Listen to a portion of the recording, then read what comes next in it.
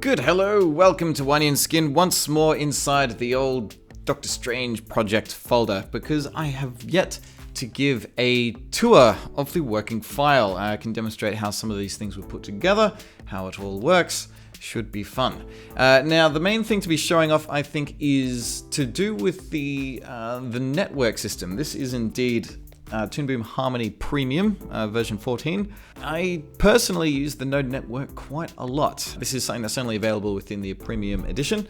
Inside of Essentials, if you were to open this in the lower tier version, Harmony Essentials, it will still work and everything will kind of be intact, but will be all within the list down here.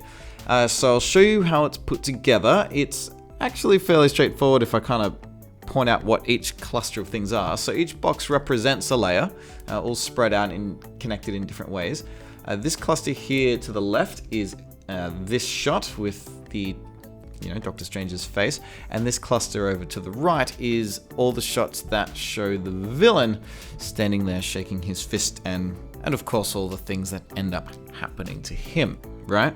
There's two main shots of the guy shaking his fist and of Doctor Strange's face, and it's just kind of swapping back and forth between those two moments. The layers appear throughout the entire thing from start to finish, and all that's changing is which set of layers are being revealed at any given time. So how that's happening is you see their whole builds are both going down into a single thread into what's called an image switch. An image switch will only reveal one port at a time. That port can simply be animated. So here you can see there's two dots. That is where the changeover takes place. It's animating a number, moving from 0 to 1, and then 1 back to 0. This made things a lot easier because then I could adjust the length of any given shot on the fly, which is very, very handy, only having to manage a single layer and not all the tons and tons of layers that consist within. So therefore, the meat of the project is a series of different assets and parts that were all just stacked up on top of one another. They all were happening at the very beginning of the animation, and then I spread them out into their correct place at the end. Usually to do this, there's a number of different ways that you can isolate things to only focus on what you want to be working on. One of my favorite ways to do this is this. Now, one of the node types is called a display. Display is what the screen shows at any given time.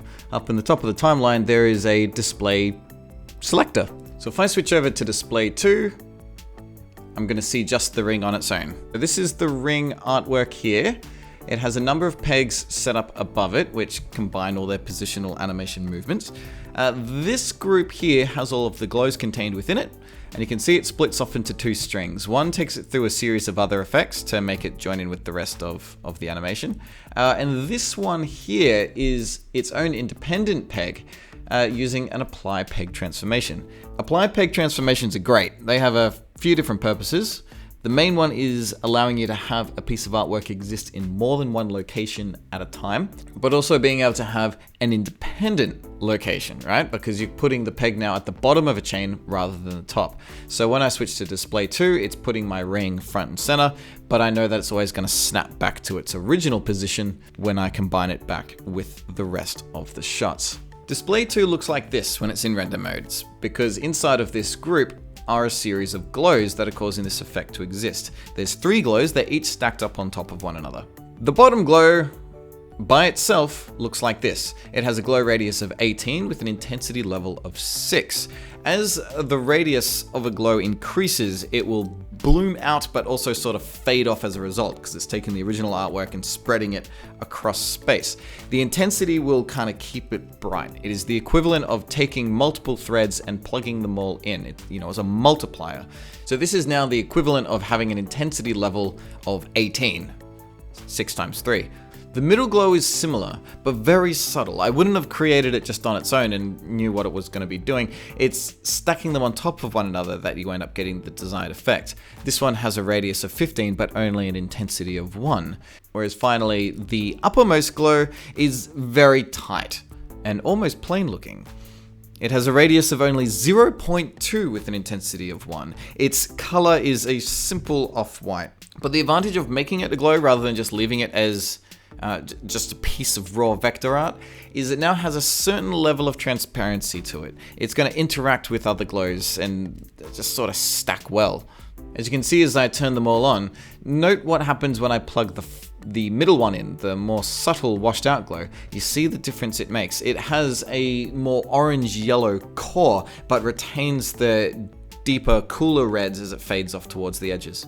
Another thing worth noting is this little set of effects here. This is a color override system which takes all of the midtones and applies a glow to it. See what happens when it becomes unplugged and it returns to a regular color. This is to give the face and all the bits around it more immersion. You know, it's reacting to the color and the light of the glowing element in his hand.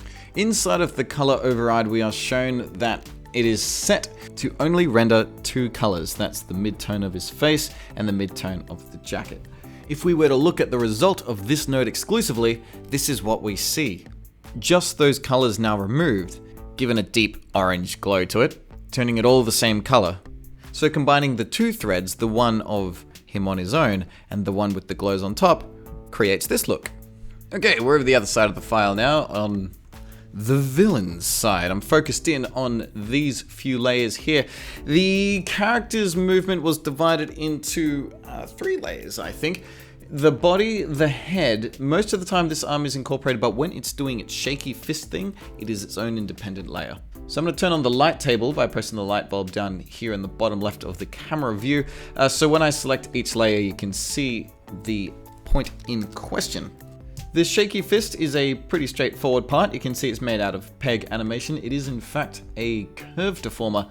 There it is, you can see the bone going through it. Wobble, wobble, wobble. So that made a nice little loop for me there. Most of the intricate animation was a frame-by-frame sequence taking place after the fist shake, where he steps to the right, back to the middle, and then off to the left. And you probably don't need to be a genius to figure out that the step to the left is just a mirror. The whole thing flipped through this peg here. You can see its only purpose throughout the entire animation is these 2 keyframes, which flipped the character 180. If I turn it off, the animation will play out with him stepping back to the middle and straight back out in the same direction again. So that's all that does. The head layer is also in a peg, and this thing is tracking along with the body, so it's all motion tweened as it follows along. However, you'll notice that it's not an established tween. Every second frame is its own key. There is no movement path between it. If I turn the path back on, you see it creates a very jarring movement. It becomes very, very obvious that they are 2 separate elements. So doing this trick drops the movement into 2s and therefore sits on the body quite seamlessly. Speaking of which, the body is a traditionally frame-by-frame piece animated in 2s. Down here at the bottom of the file, I've kept some discarded pieces, whether it be roughs, backups, which I regrettably don't seem to have kept, but I do have the one of him first bending down and raising his fist, if that counts. But his movement is made up of 2 primary keyframes. There's this one where he's sort of at his most dipping down, like the secondary movement, and the final little step in, I just kind of kept adding in more and more in-betweens until it felt right. I had an idea in my head what the goal would be, but didn't plan it too intricately with timing charts or whatever, just kind of, yeah. The mirror world effect exists within its own video. Have a bit of a look at that to see how that works. Inside each piece is its own little set, which shifts the character in all sorts of different directions. But yeah, that's kind of the gist of it. Hope you learned something. And be sure to check out some of the other videos in this series about the Doctor Strange project. There is a time-lapse one where I sort of go over everything as it was being done, and a more in-depth look on how the Mirror World Shatter effect in particular was made. And lastly, on my product store, you can get access to this very working file and have a dig around and see how it works at your own leisure. And it's just there for free as well, so you got nothing to lose. Go grab it. Remember, if you're using Harmony Essentials, or Harmony 12 even, it will still work within your version of the program. So yeah, you got nothing to lose. Go have a poke around. Have some fun, and I'll see you in the next one.